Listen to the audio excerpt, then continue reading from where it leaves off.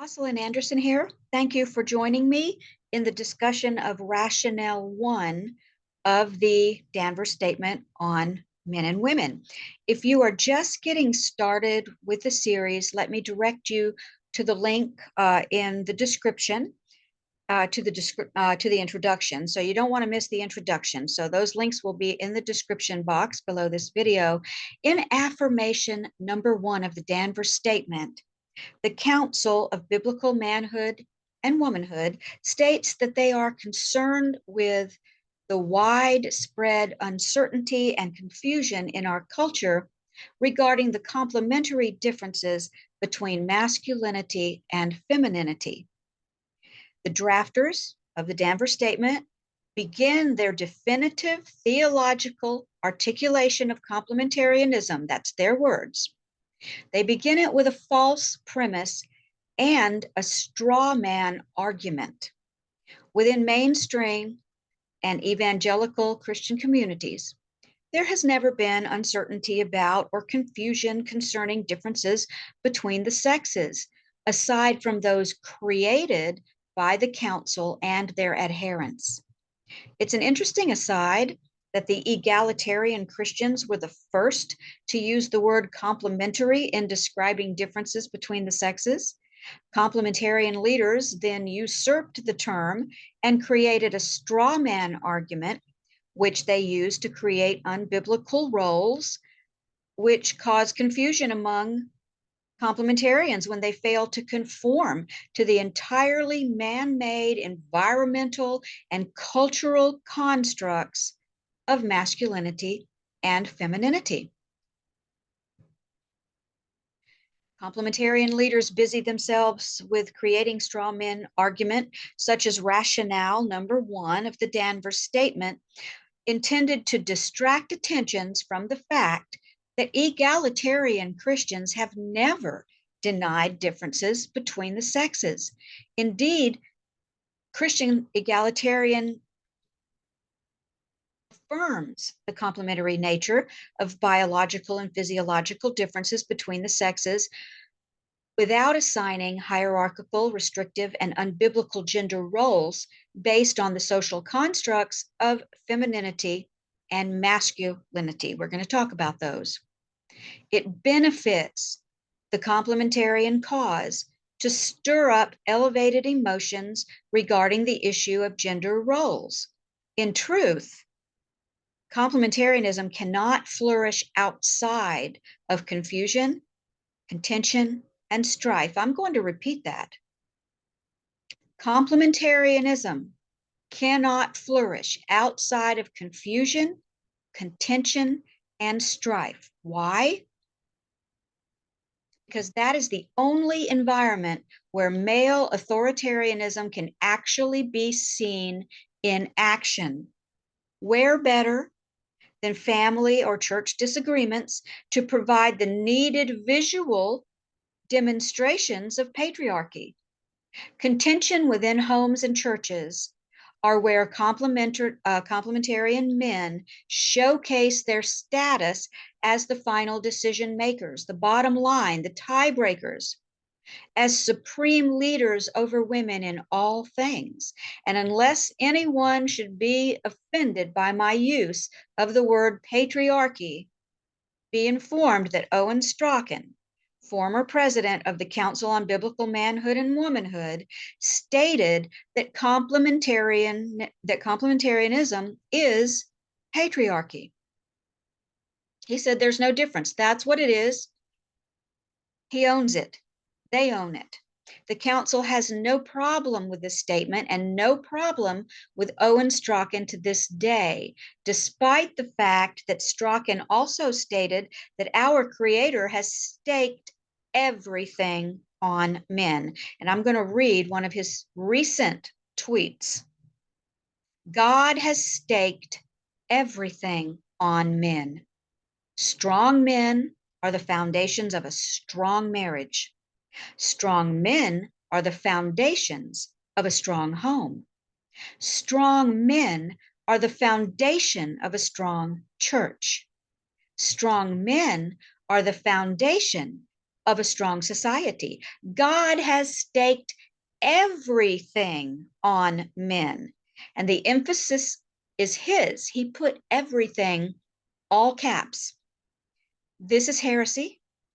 Yet, despite his grossly unbiblical statement, Owen Strachan is still a respected leader within the complementarian camp. The idea of gender roles, in the first place, is not biblical. It is a 100% man-made concept, in large part dependent upon the limitations provided by the artificial constructs of femininity and masculinity. I'll go as far as to say that it's absolutely dependent on those. Without denying differences between the sexes, actually appreciating differences between the sexes, I assert that the concepts of masculinity and femininity are entirely unbiblical and purely social constructs, which evolve and vary according to different cultures, time periods, and religious paradigms.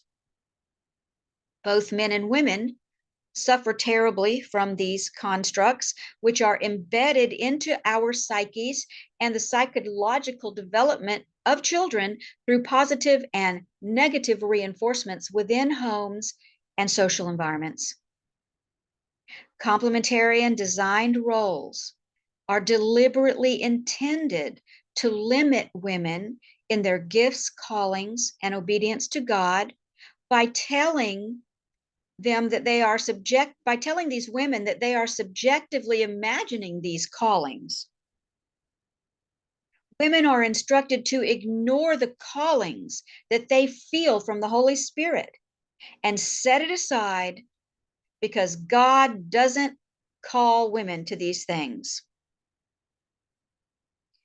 Complementarianism designed roles are deliberately intended to revoke a woman's God-given right to adult autonomy and the pursuit of happiness.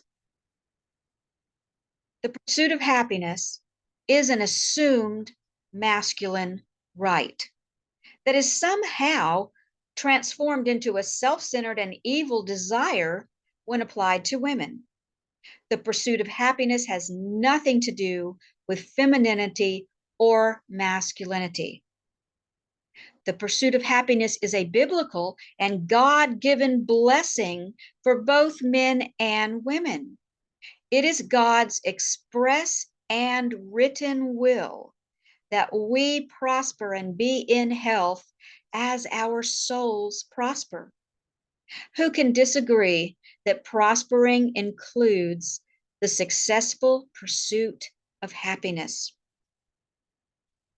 Pursuing happiness is not selfish or evil. Happy people are generally better people. Happy people tend to contribute to the happiness of others. Children raised by happy parents tend to develop in far more healthy and stable ways than children raised by unhappy parents. When Nancy Lee DeMoss Wolgemuth uses the word rights regarding women, she often puts it in quotes as if, quote, rights is an evil and selfish concept when applied to women. In fact, complementarian writers frequently precede the word rights with the word selfish in quotes when speaking to or writing about women. Selfish rights. That's how we often see it, in quotes and both words together. In her booklet, Biblical Portrait of Womanhood, DeMoss advises women to yield all of their rights to God. She advises women, biblical women, to yield all of their rights to God. As if every Christian, regardless of sex, should not yield all of our all to our Creator. That includes our rights. We should do that purely out of love for Him. But DeMoss doesn't mean it in that way.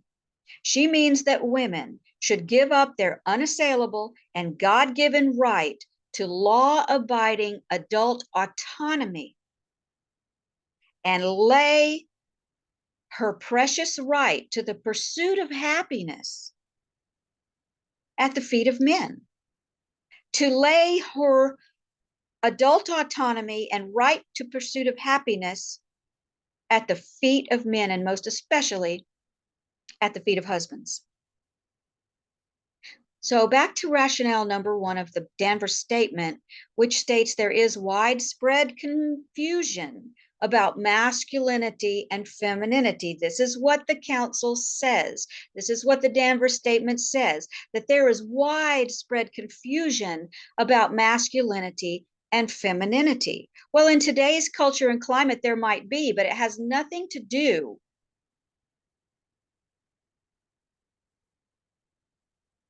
with God-fearing men and women. And especially when they wrote this in 1987, we did not see near what we're seeing now. And they were actually referring to what was going on in the church among Christians. Just had to throw that in there because remember, this Danvers Statement was written in 1987, a long time ago, about what, how many years ago? 3 decades plus ago. Okay, so let's talk about this confusion though. They state there is widespread confusion about masculinity and femininity.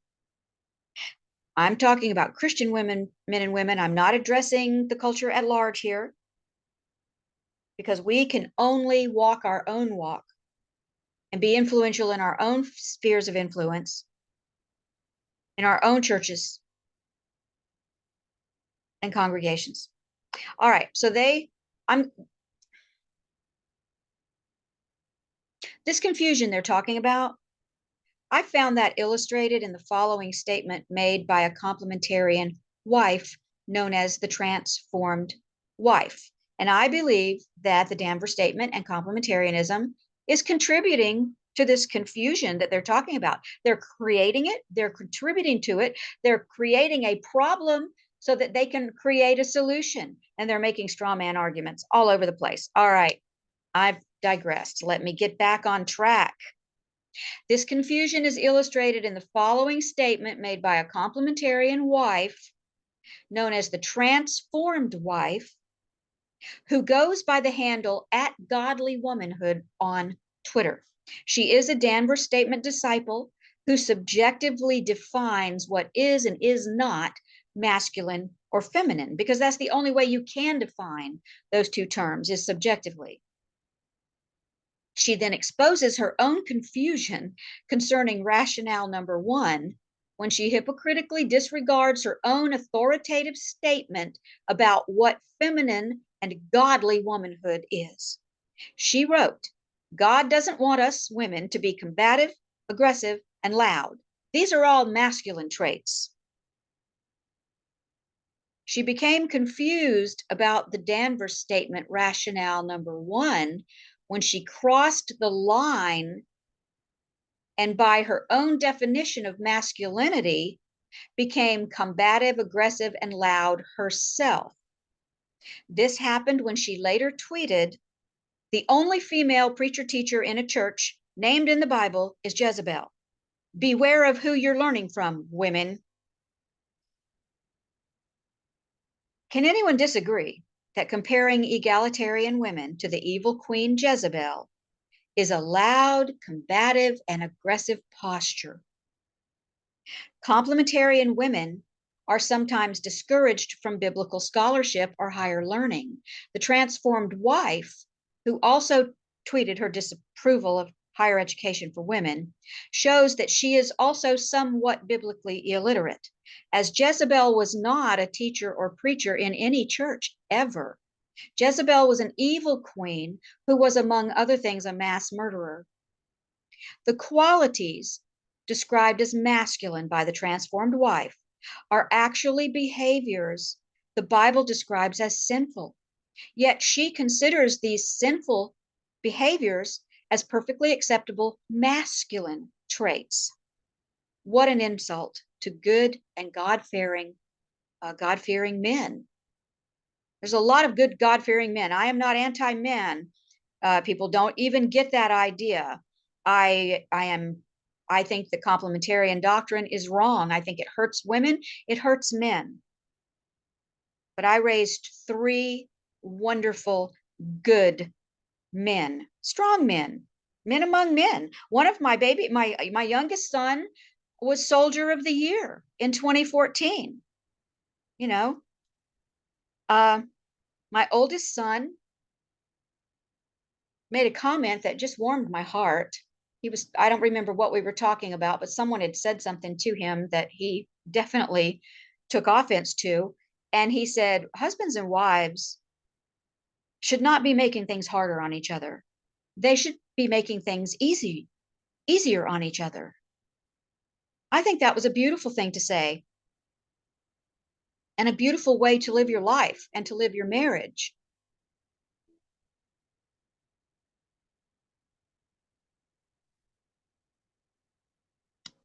So I'm not anti-man. I like men. I like women. And I know there are many good men that believe the Bible and they don't buy into this complementarian stuff of the Danvers Statement. Okay, let's get back to the transformed wife who really insults good and God-fearing men by assigning sinful behaviors to them as masculine. She's definitely confused as to what constitutes a godly person, regardless of sex. And this confusion stems from the fact that she buys in to rationale number 1 of the Danvers Statement. It is not okay for either women or men to be combative, aggressive, or loud. Yet, due to the complementarian gender role religion, some Christians believe that some sinful behaviors are acceptable masculine traits. I propose that the only ones who are confused about complementary differences between the sexes are the complementarians themselves, who are obsessed with the idea of gender-based submission and authority. Complementarianism is a sinful paradigm that creates confusion, strife, and contention on every front. It creates men who would be God and idolatry in the women who worship them. It is the unbiblical Danvers Statement itself that causes confusion. There are no biblical principles as the femininity or masculinity depicted in the complementarian paradigms of godly womanhood or godly manhood. Let me repeat that because I don't think I got it out just right. There are no such biblical principles, such as the femininity or masculinity that we see depicted in the complementarian paradigms of godly womanhood or godly manhood. The phrases or even hints or suggestions of them cannot be found anywhere in Scripture. Those of us who are born again are commanded to live godly lives and are given the same set of gender-neutral biblical principles to live by. God's ways are not divided by sex. Christians are commanded to love the Lord our God with everything in us and love our neighbors as ourselves. Jesus said everything. He said it. Jesus said it. Everything in his word hinges on these 2 things. By this, he said, shall all know that we are his disciples, that we have love one for another. Proverbs 31 is often cited as an example of godly womanhood in the Bible. Be reminded that Proverbs 31 was written by a woman, the mother of a king. Many believe this to be Bathsheba, the mother of Solomon. King Solomon had hundreds of wives and concubines. The Proverbs 31 woman was not necessarily a wife, but even if she was one of hundreds, or she was a concubine / sex slave, because that's what concubines were. Regardless of what her status, she ran her own household. She had a large amount of personal liberty in a time that was not known for female autonomy. She had a business.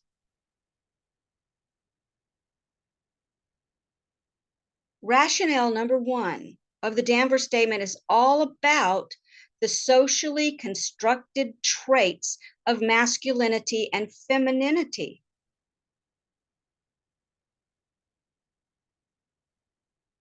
Why are pastors even concerning themselves with this? Definitions of these traits are subjective according to who is defining them. The Bible does include some specific gender and age-based instructions for God's people, but this in no way undergirds or even resembles the complementarian concept of gender-based Christianity. Jesus said, if we love the Lord our God with everything in us and love our neighbors as ourselves, we do well. This concludes my commentary on rationale number 1 of the Danvers Statement, which consists of 10 rationales, 5 purposes, and 10 affirmations. I will be deconstructing all of these in this series, so subscribe to my channel if you enjoyed this video, hit the like button, click the notification bell to be alerted when new videos are uploaded. Next video will be rationale number 2.